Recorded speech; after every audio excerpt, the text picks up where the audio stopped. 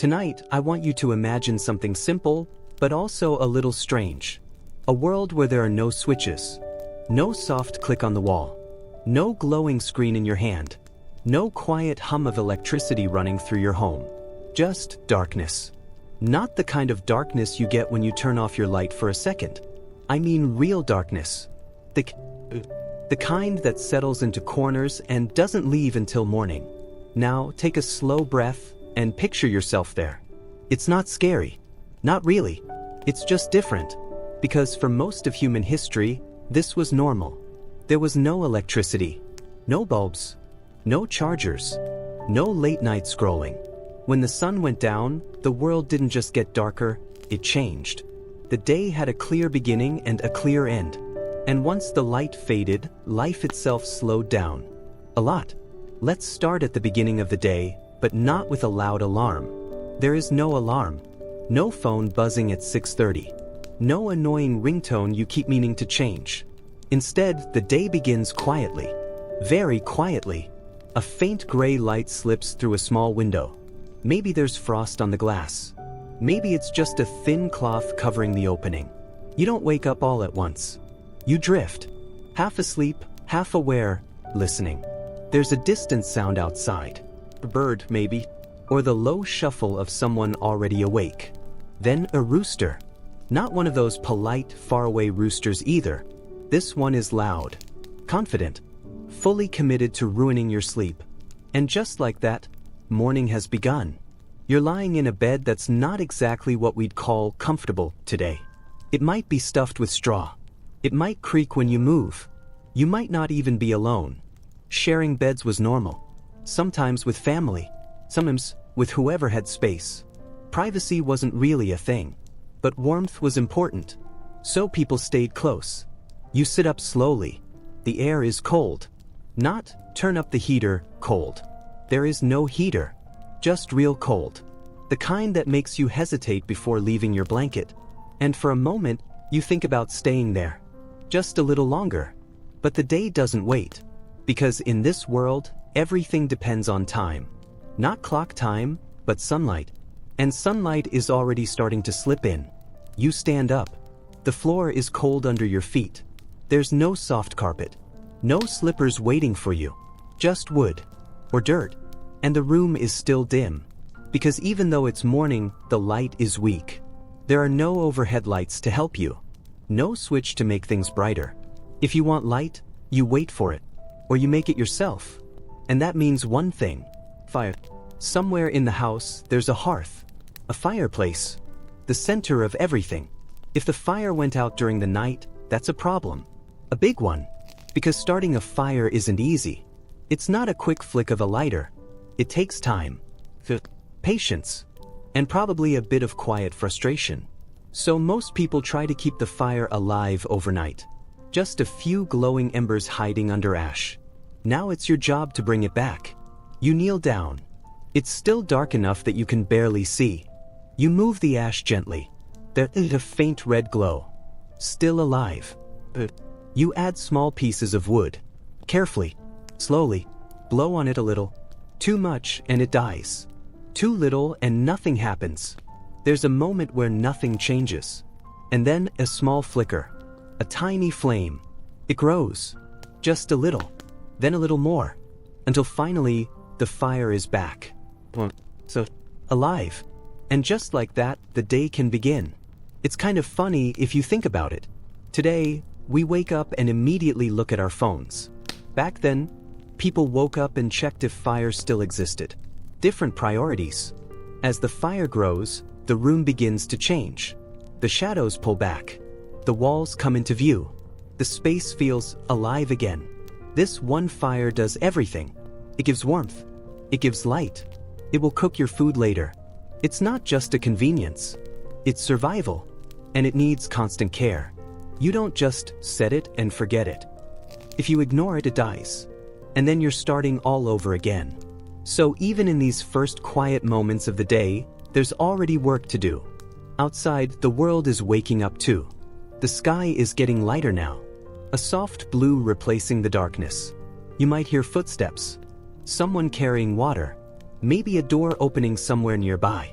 There's no traffic, no engines, just small sounds, human sounds, natural sounds, and somehow everything feels slower.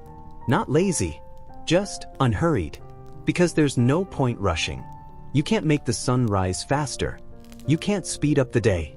You move with it, or you don't. Time itself feels different here. There are no glowing numbers telling you it's 7:12 a.m. No reminders. No notifications. Time is measured in light, in shadows, in how high the sun sits in the sky. Morning isn't a number.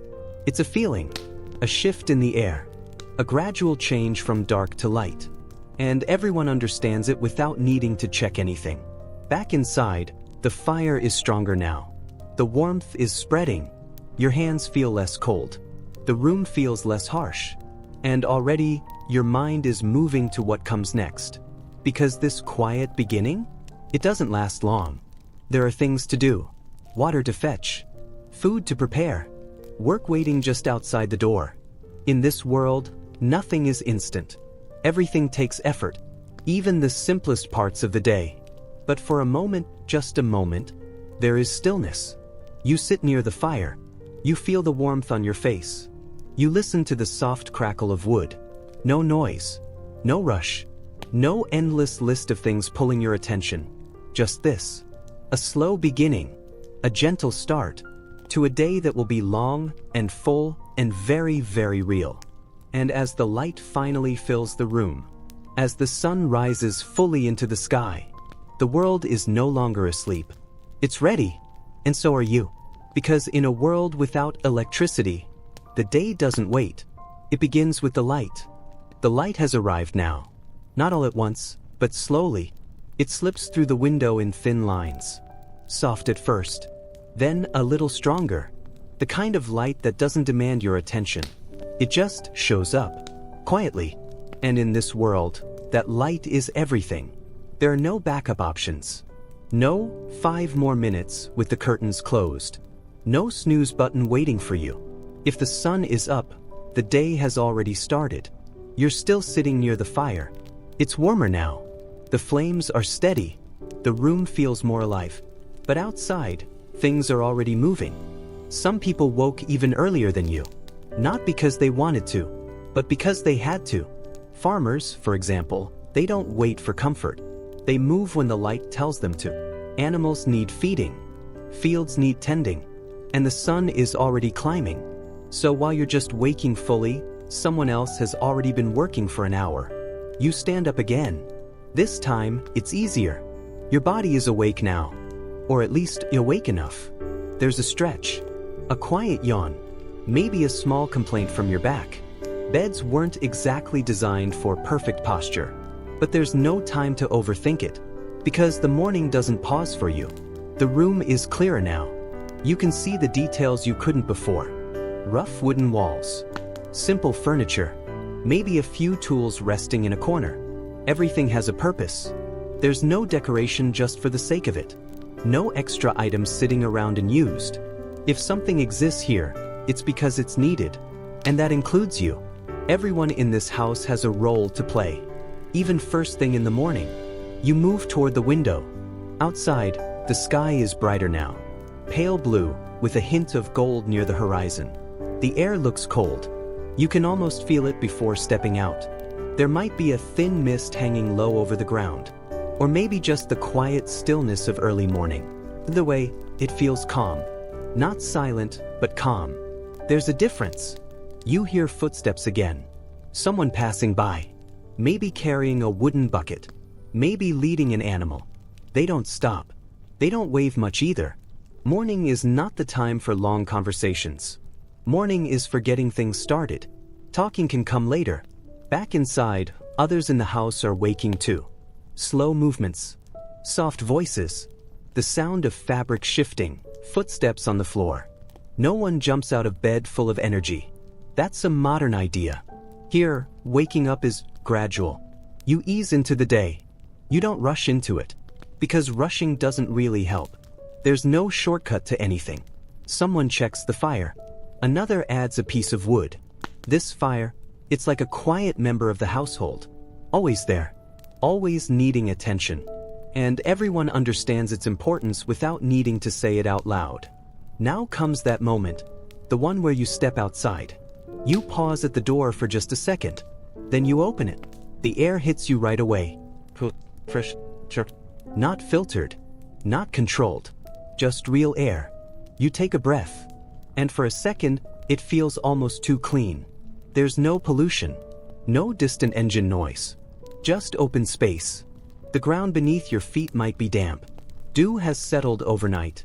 Grass, if there is any, glistens slightly in the light. And the world feels, what? Even if you live in a small village. Even if there are other houses nearby. Without electricity, without noise, without constant movement, everything feels more open, more still. You look around. People are already doing things. Someone is walking toward a well. Another is stacking wood. A child is trying to keep up, carrying something a bit too big for them. No one is standing still for long. Not because they're being rushed, but because they understand something we often forget. If you don't do it, it doesn't get done. There's no machine waiting to take over. No system running in the background. Everything depends on people. The sun is higher now. Still early, but clearly present. And with that light comes a kind of quiet pressure. Not stressful, just constant. You can feel it. The day has begun. And it won't last forever. You head back inside for a moment. There's still more to do before the real work begins. Morning isn't just about waking up. It's about preparing, getting ready for the long hours ahead. Your hands move without much thought. Maybe you're folding something. Maybe you're gathering tools. Maybe you're just helping where you can. There's no detailed plan written down. No schedule pinned to a wall. Everyone just knows.